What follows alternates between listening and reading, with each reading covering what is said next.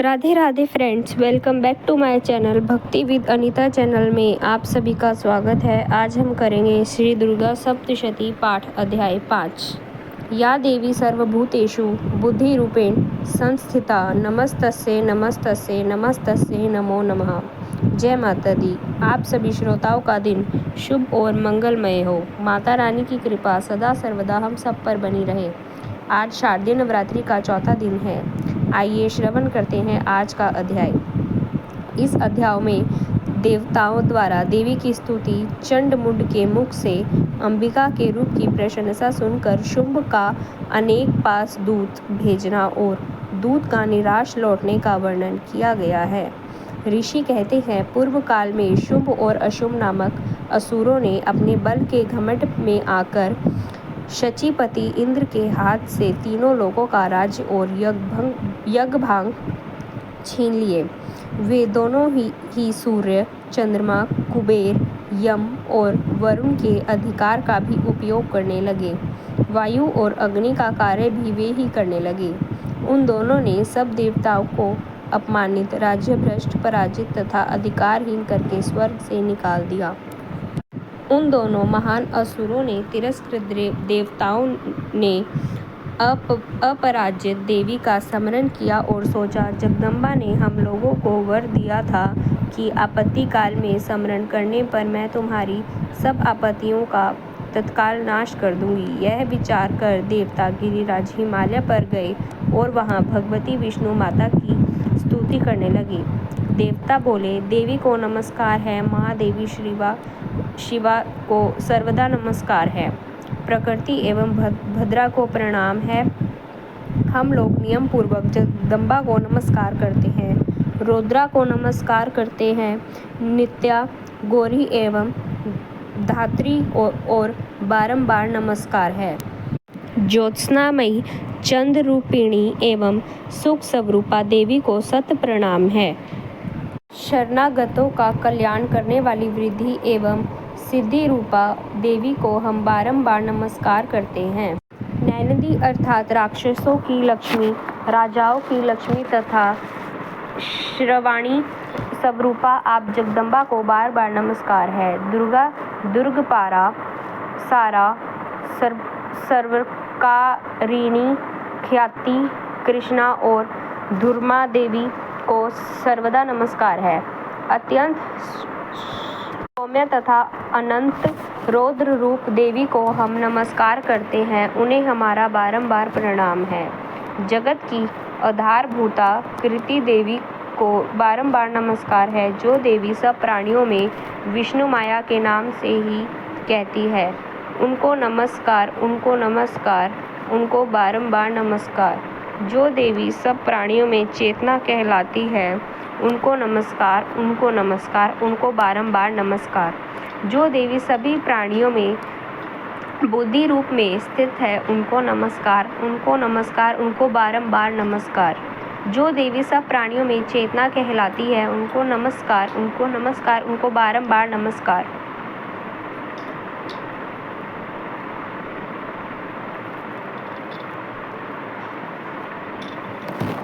देवी सब प्राणियों में निद्रा रूप में स्थित है, उनको नमस्कार, उनको नमस्कार, उनको बारंबार नमस्कार। जो देवी सभी प्राणियों में क्षुधा रूप में स्थित है, उनको नमस्कार, उनको नमस्कार, उनको बारंबार नमस्कार। जो देवी सब प्राणियों में छाया रूप से स्थित है, उनको नमस्कार, उनको नमस्कार, उनको बारंबार नमस्कार। जो देवी सब प्राणियों में शक्ति रूप में स्थित है, उनको नमस्कार, उनको नमस्कार, उनको बारंबार नमस्कार। जो देवी सब प्राणियों में तृष्णा रूप में स्थित है, उनको नमस्कार, उनको नमस्कार, उनको बारंबार नमस्कार। जो देवी सब प्राणियों में शांति, क्षमा रूप में स्थित है, उनको नमस्कार, उनको नमस्कार, उनको बारंबार नमस्कार। जो देवी सब प्राणियों में जाति रूप में स्थित है, उनको नमस्कार, उनको नमस्कार, उनको बारंबार नमस्कार। जो देवी सब प्राणियों में लज्जा रूप में स्थित है, उनको नमस्कार, उनको नमस्कार, उनको बारंबार नमस्कार। जो देवी सब प्राणियों में शांति रूप में स्थित है, उनको नमस्कार, उनको नमस्कार, उनको बारंबार नमस्कार। जो देवी सब प्राणियों में श्रद्धा रूप में स्थित है, उनको नमस्कार, उनको नमस्कार, उनको बारंबार नमस्कार। जो देवी सब प्राणियों में कांति के रूप में स्थित है, उनको नमस्कार, उनको नमस्कार, उनको बारंबार नमस्कार। जो देवी सब प्राणियों में लक्ष्मी रूप में स्थित है, उनको नमस्कार, उनको नमस्कार, उनको बारंबार नमस्कार। जो देवी सब प्राणियों में वृत्ति रूप में स्थित है, उनको नमस्कार, उनको नमस्कार, उनको बारंबार नमस्कार। जो देवी सब प्राणियों में समृद्धि रूप से स्थित है, उनको नमस्कार, उनको नमस्कार, उनको बारंबार नमस्कार। जो देवी सब प्राणियों में दया रूप से स्थित है, उनको नमस्कार, उनको नमस्कार, उनको बारंबार नमस्कार। जो देवी सब प्राणियों में तुष्टि के रूप में स्थित है, उनको नमस्कार, उनको नमस्कार, उनको बारंबार नमस्कार। जो देवी सब प्राणियों में माता रूप में स्थित है, उनको नमस्कार, उनको नमस्कार, उनको बारंबार नमस्कार। जो देवी सब प्राणियों में भ्रांति के रूप में स्थित है, उनको नमस्कार, उनको नमस्कार, उनको बारंबार नमस्कार। जो जीवों के इंद्रिय वर्ग की अधिष्ठात्री देवी एवं सब प्राणियों में सदा व्यापत रहने वाली है, उन व्यापती देवी को बारंबार नमस्कार है। जो देवी चैतन्य रूप में इस स्वरूपण जगत को व्यापत करके स्थित है, उनको नमस्कार, उनको नमस्कार, उनको बारंबार नमस्कार। पूर्व काल में अपने अभीष्ट की प्राप्ति होने से देवताओं ने जिनकी स्तुति की तथा देवराज इंद्र ने बहुत दिनों तक जिनका सेवन किया, वह कल्याण की साधना भूता ईश्वरी हमारा कल्याण और मंगल करें तथा सारी आपत्तियों का नाश कर डालें। उद्दंड दैत्यों से स्थाये हुए अपने सभी देवता जिन परमेश्वरी को इस समय नमस्कार करते हैं तथा जो भक्ति के विनम्र पुरुषों द्वारा स्मरण की जाने पर तत्काल ही संपूर्ण विपत्तियों का नाश कर देती हैं, वे जगदम्बा हमारा संकट दूर करें। ऋषि कहते हैं, राजन, इस प्रकार अब देवता स्तुति कर रहे थे। उस समय पार्वती देवी गंगा जल के जल में स्नान करने के लिए वहां आई। उन सुंदर बाहों वाली भगवती ने देवताओं से पूछा, आप लोग यहाँ किसकी स्तुति करते हैं? तब उन्हीं के शरीर कोश से प्रकट हुई शिवा देवी बोली, शुभ दैत्य से तिरस्कृत और युद्ध में निशुंभ से पराजित हो यहाँ एकत्रित हुए समस्त देवता मेरी ही स्तुति कर रहे हैं। पार्वती जी के शरीर कोश से अंबिका का प्रादुर्भाव हुआ था, इसलिए वे समस्त लोकों में कौशिकी कही जाती हैं। कौशिकी के प्रकट होने के बाद पार्वती देवी का शरीर काले रंग का हो गया था, अतः वे हिमालय पर रहने वाली कालिका देवी के नाम से विख्यात हुई। तदनंतर शुंभ निशुंभ के भृत्य चंडमुंड वहां आए और उन्होंने परम मनोहर रूप धारण करने वाली अंबिका देवी को देखा। फिर वे शुंभ के पास जाकर बोले, चंडमुंड बोले, महाराज, एक अत्यंत मनोहर स्त्री है जो अपनी दिव्य कांति से हिमालय को प्रकाशित कर रही है। वैसा उत्तम रूप कहीं किसी ने भी नहीं देखा होगा।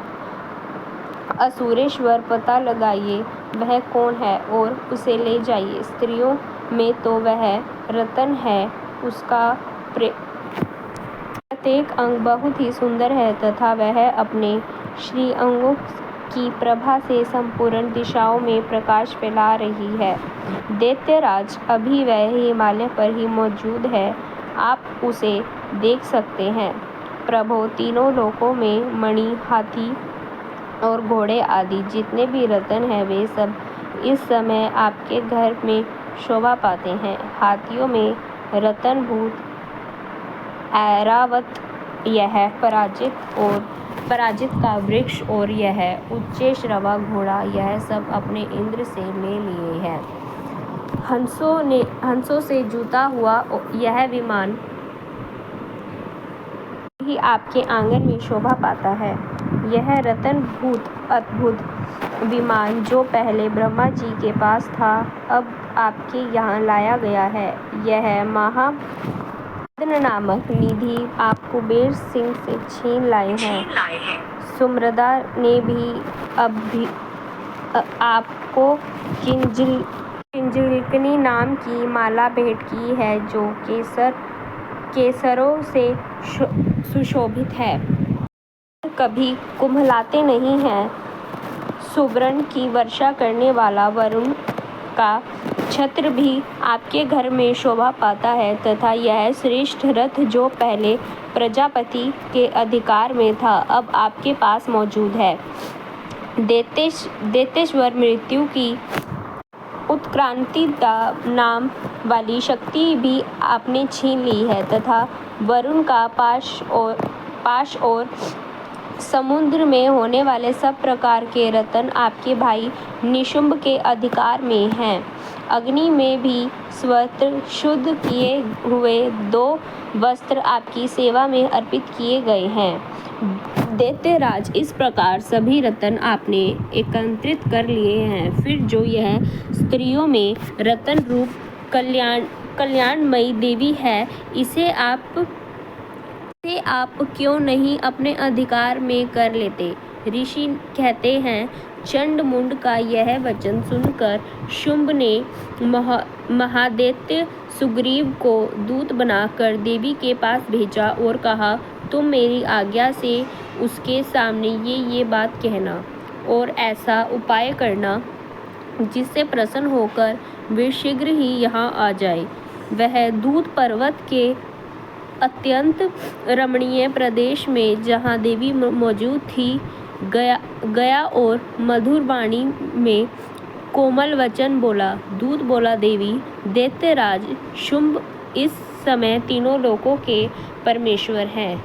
मैं उन्हीं का भेजा हुआ दूत हूँ और यहाँ तुम्हारे ही पास आया हूँ। उनकी आज्ञा सब देवता एक स्वर से मानते हैं, कोई उनका उल्लंघन नहीं कर सकता। वे संपूर्ण देवताओं को परास्त कर चुके हैं। उन्होंने तुम्हारे लिए जो संदेश दिया है उसे सुनो।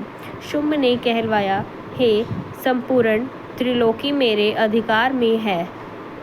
देवता भी मेरी आज्ञा के अधीन चलते हैं। संपूर्ण यज्ञों के भागों को मैं ही पृथक भोगता हूँ।